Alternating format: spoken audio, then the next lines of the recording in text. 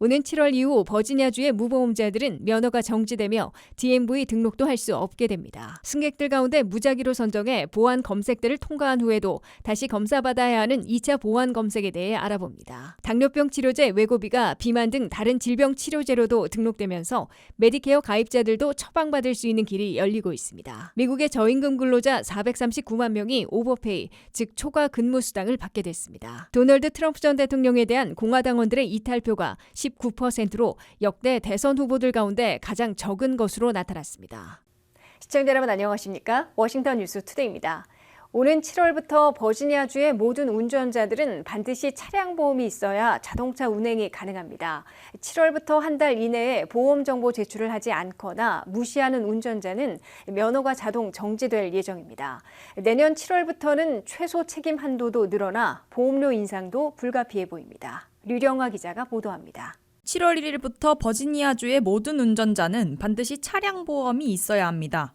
1958년 이후 버지니아주의 운전자들은 수수료만 지불하면 무보험 차량을 등록할 수 있었습니다. 처음 수수료는 $15였으나 지금은 $500입니다. 이 때문에 아직도 많은 사람들이 보험이 없는 상태에서 불법으로 운전을 해왔고 무보험 차량과 충돌한 차량들이 자신의 과실이 없음에도 불구하고 단 한 푼의 피해 구제도 받지 못하는 억울한 케이스들이 보고되었습니다. 특히 한 가해자는 불법적인 우회전을 하다가 우버 운전자와 사고가 났는데 이 경우 우버 운전자 차량은 단 $1도 배상받지 못하는 동시에 우버 이용자인 승객에 대한 책임도 질 수 없는 상황이 발생했습니다. 메클렌버그 출신 공화당원 프랭크 러프 전 주 상원의원은 2023년 상원법안 951을 통해 운전자가 자동차를 등록하기 전 차량 보험 가입 증명을 요구하도록 했습니다. 버지니아 코드에 따르면 한 달 이내에 책임 보험 정보 제출을 거부하거나 무시하는 운전자는 면허가 정지됩니다. 2023년 3월 글렌 영킨 주지사에 의해 승인된 DMV가 무보험 차량도 등록할 수 있도록 했던 법안이 2024년 7월 1일에 만료됩니다. 특히 내년 여름 2025년 7월 1일에는 버지니아주의 최소 책임 한도액을 올리게 됩니다. 현재 한 명의 부상이나 사망에 대한 필수 책임 보험은 $30,000이지만 내년에는 $50,000로 상향 조정되게 됩니다. 2명 이상 다치거나 사망했을 때 최소 책임 금액은 $60,000에서 $100,000로, 재산상 손해에 대한 책임 최소 금액은 $20,000에서 $35,000로 올라가게 될 예정입니다. 따라서 전문가들은 버지니아주의 차량 보험 금액이 전반적으로 인상되는 것은 당연한 수순이 될 것이라고 밝혔습니다. 그러나 뱅크레이트에 따르면 법적 최소 보장 금액을 위한 버지니아주의 평균 보험 비용은 $1,892로 미 전국 평균 $2,314보다는 18% 정도 낮은 것으로 나타나 아직까지는 여유가 있을 것으로 전망했습니다. 뉴햄프셔주만 보험이 필요하지 않은 유일한 주로 남게 됩니다. WKTV 뉴스 류령아입니다. 미국행 비행기 티켓에 SSSS 코드가 있으면 입국 수속이 평소보다 더 복잡해지고 오래 걸릴 수 있습니다. 세컨더리 시큐리티 스크리닝 섹션의 약자로 보안 검색들을 통과하고도 다시 검사받아야 하는 2차 보안 검색을 의미하는데요. 이 코드는 미국에서 출발하고 도착하는 미국 내 모든 항공편에서 발생할 수 있고 한국인들은 물론 미국 영주권자, 시민권자 모두 해당될 수 있다고 합니다. 김미영 기자가 보도합니다. 1만 명 중 무작위로 10명 미만을 선정하는 2차 보안 검색 SSSS.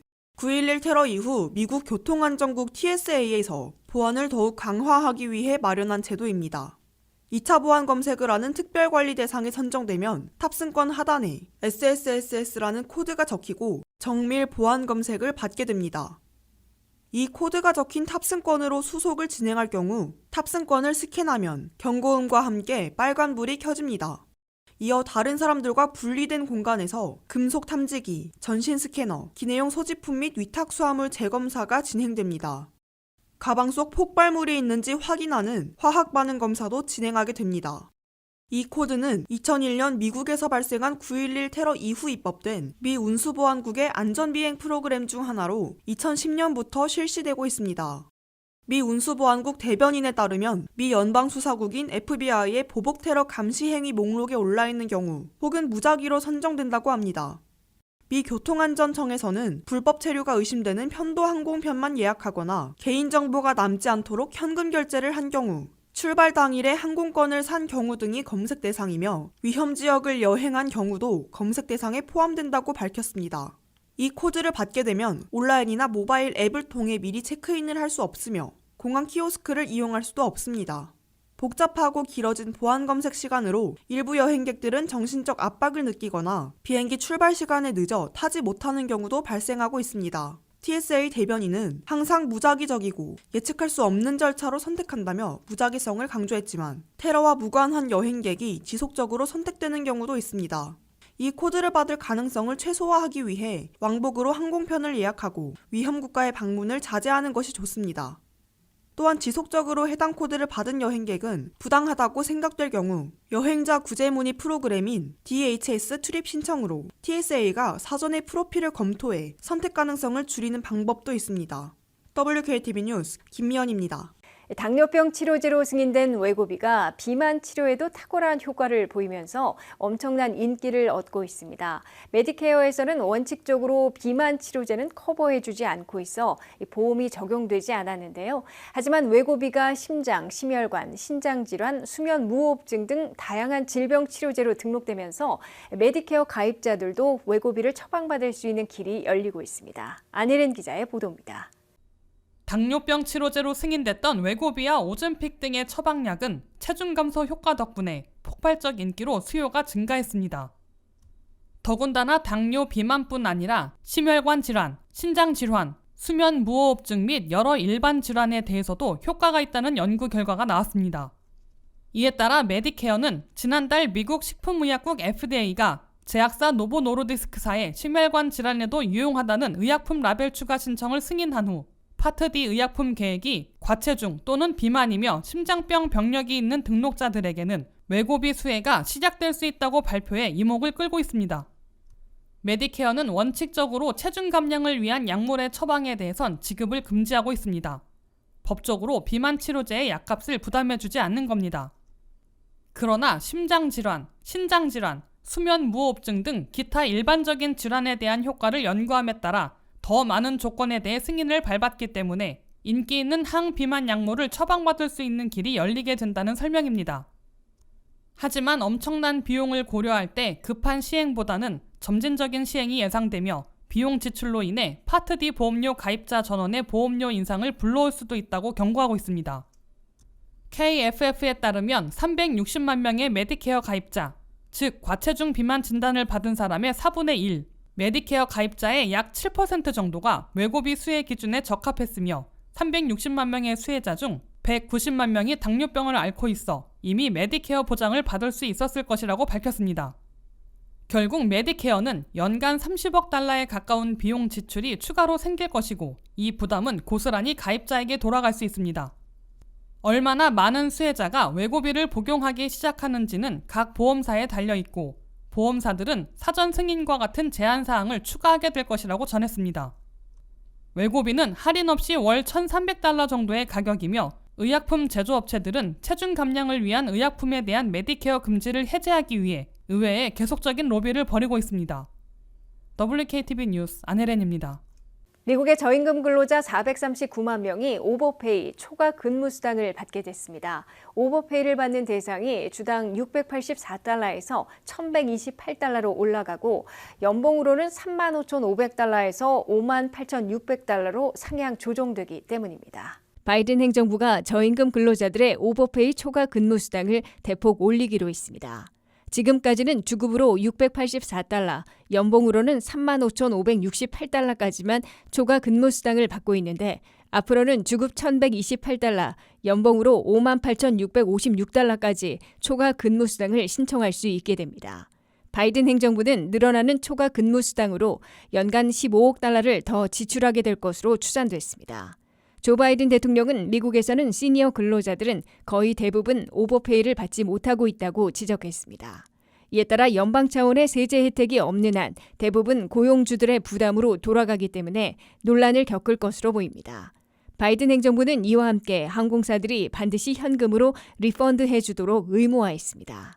미국 내 대형 여객기 회사들은 2020년 1월부터 2023년 12월 사이에 430억 달러를 리펀드해줘 한 달 평균 9억 달러씩 리펀드해준 것으로 연방교통부는 밝혔습니다. 연방교통부는 고객들에게 되돌려줄 것을 숨은 비용으로 부과하지 못하게 하고 보다 투명하게 캐시 리펀드를 해주도록 했다고 밝혔습니다. 바이든 행정부는 이미 항공료 등과 관련해 정크피를 없애는 작업에 전력 투구하고 있습니다.